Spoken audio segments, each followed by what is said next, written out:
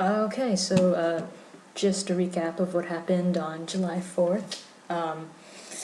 That was the last day of Berkeley time, so besides 4th of July back in America, this was the last time all the Cal students of EIA would be together and do our own thing outside of the actual EIA program, and start working on our own projects and stuff.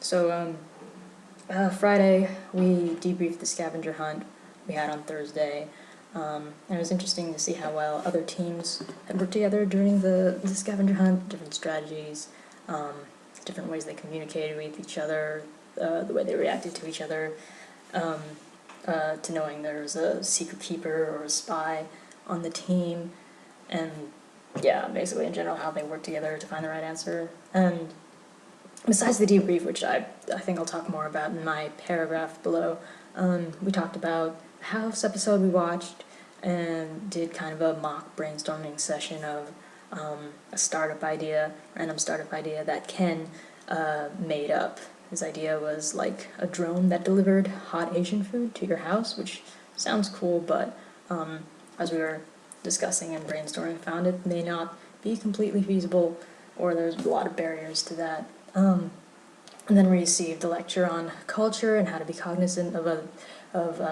your interactions with other people, and just be respectful of their culture.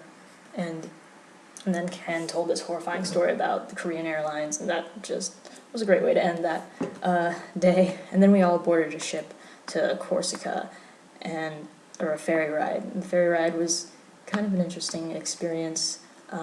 We had fun, there were drinks, we annoyed some of the people on the ship, which made the lesson on culture even more relevant.